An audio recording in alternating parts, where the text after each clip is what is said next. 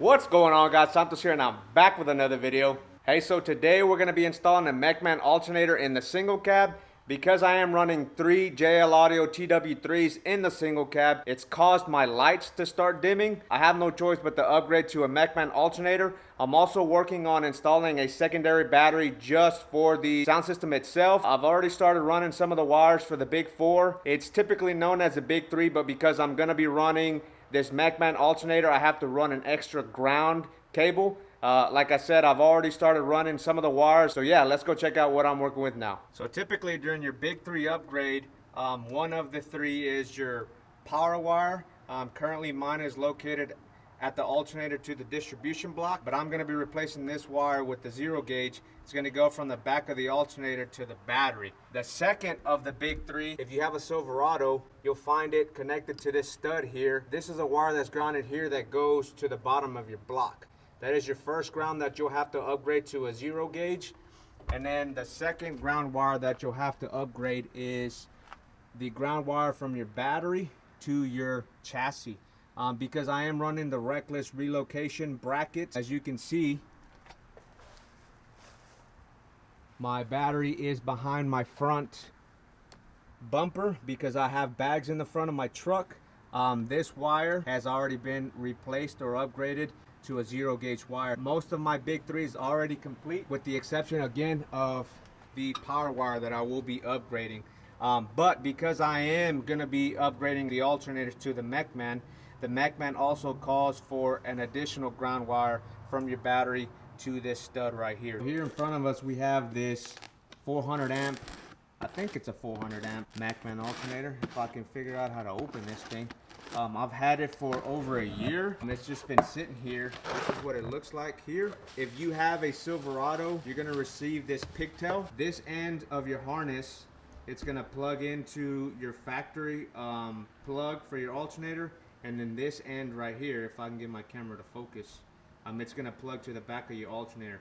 One thing that people might not tell you is that this yellow wire here, it's a 12 volt ignition wire. So you have to find a 12 volt wire that is on when you switch the key on the ignition to the on position, and then obviously it turns off whenever you put the key back to the off position. Now some people, for that 12 volt ignition wire, they'll come to the fuse and they'll just look for a 12 volt ignition wire, and then they'll tie into that. They'll split the fuses or they'll piggyback with the fuses.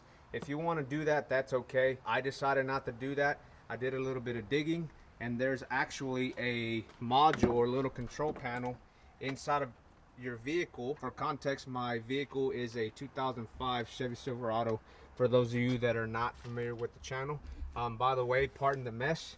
It's been a little while since I moved this truck, so it's a little messy. So this little panel here is the MBEC mid-bust electrical connector. And on top, it might be a little hard to tell, but on top, you can see it on the top left corner, you have 5 different ports for you to connect a little pigtail to. From left to right, you got 1, 2, 3, 4, and then on the very top you have the 5th one. So we're going to be tying into the left, this one right here, the one I'm pointing to with my pinky, but that's the one that we're essentially going to be tying into. There's a little pigtail, little harness that I've already ordered. I got it off eBay.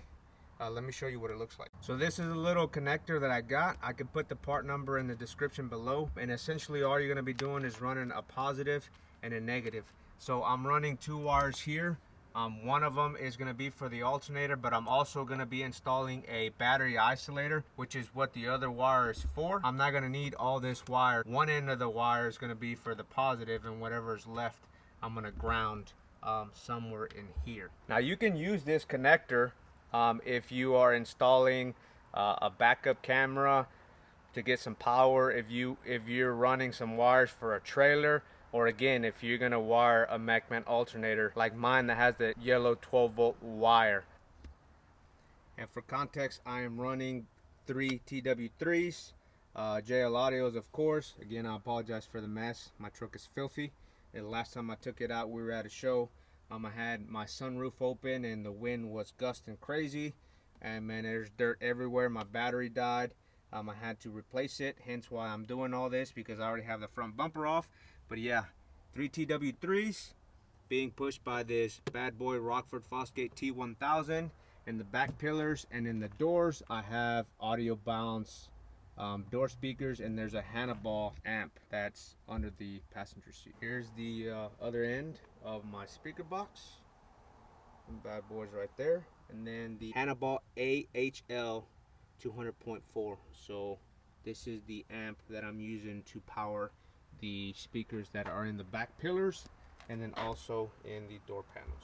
So yeah, now you boys know why my lights are dimming, because I'm pushing again these T3W3s and then the extra stuff that I'm running. I'm eventually going to be upgrading. I think I'm going to be adding more highs, more 6.5s and tweeters. Probably going to do like a titty panel right here. But yeah, in the meantime, this is my setup. This will be sometime down the line, but yeah, let's get to work. Nice for you to show up, sweetheart. What'd you bring with you? I brought presents. Oh yeah. Damn boy. I guess today's the day that my neighbors find out that I do YouTube for a living. Right. What about the eso verga? Come on, man. I got it all. Está una pinche mayorita. Yeah. So here I'm recording with my phone because it was hard to record with the camera. Now maybe you can get a better idea of the 5 slots that I was talking about earlier. You got 1 there, 2, 3, 4, 5. Right now the key is in the off position. The way that this is laid out, let me see if I can turn this. We're using this one here where my index finger is. The one on the top right corner, that is your ignition on. This one right here by my fingernail. And then the one right here at the bottom, this pin, bottom right, that is your ground. So right now I'm going to check to see if we have power. The ignition is not on. I'm on the pin there, right, and it's not on. So let me turn the key. We have power there, you see. So here's a plug with positive and the ground. I'm fixing to go ahead and plug this bad boy in. There you go. There's my positive on top and the ground on the bottom. So we have everything down here hooked up. This one here is for, again, the battery isolator that we'll be installing later. I know there's still some stuff hanging right there. I'll put it where it needs to go. For now, we're going to continue on the front. We've already disconnected both negative and positive. We're going to start pulling this bad boy apart. There's nothing wrong with this one. Pull this one apart, replace this wire, and then run the extra ground for the alternator, and then we should be done. So here's an old alternator. Motherfucker's still good. Obviously I had to take the cover off the engine.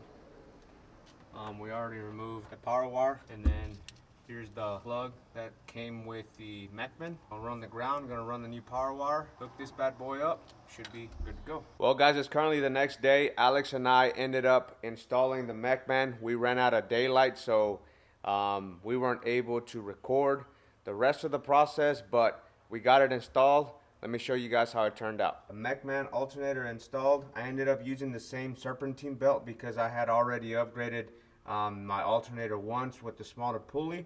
One thing to keep in mind, if you are upgrading from your stock to a different size alternator, a higher amperage, then the pulley is going to be smaller. Therefore, you are going to have to upgrade or buy a different serpentine belt. So just keep that in mind. Ended up installing loom to the 12-volt wire that we ran into the engine bay, and then also got loom on the power wire and the ground wire itself. Get your power wire and then the ground wire as well.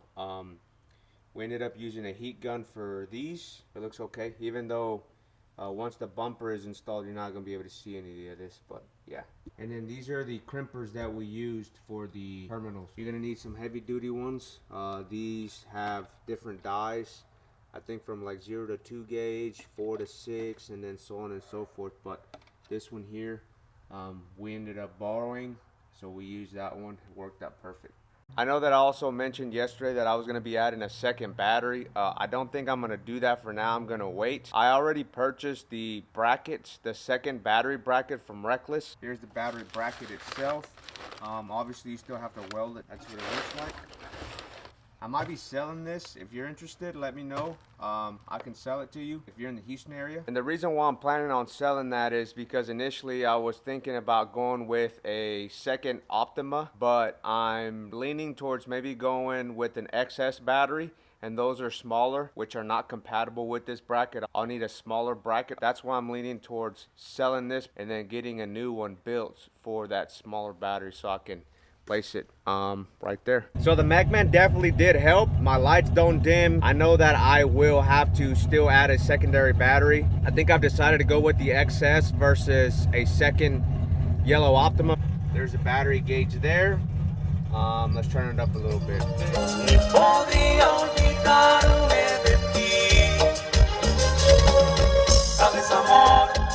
So before upgrading to the Mechman, probably about 20-25, you could see my battery gauge dropping below 14 volts. And right now, it did move slightly, but again, nowhere near as it used to. I'm obviously running my compressors, my sound system, and all the other electricals that power the truck on that one yellow Optima that I have. But again, I definitely think that that Mechman 400 amp alternator works. Eventually I'm going to add a secondary battery. For now, we're just going to run that yellow Optima that I have.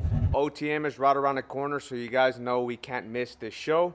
We'll be there posted up with Trokiando, so make sure if you're going to be there, swing by the booth, check out the truck. Look forward to seeing you guys there. I'm also working on having the HD bumper pad installed on the truck.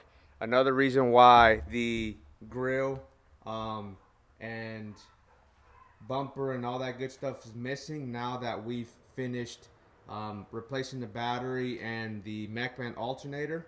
I'm going to go ahead and take this opportunity that the bumper's off to go ahead and install the HD bumper pad and a new bumper that I bought. So yeah, if you're looking forward to knowing how to install an HD bumper pad on these trucks, the Cat Eyes, make sure to stay tuned for that video. But yeah, that's going to be it for this. Let me know in the comment section below if there's anything you would have done different. Hopefully this video is helpful for you guys. Thank you guys again for the support, and see you on the next one. Peace.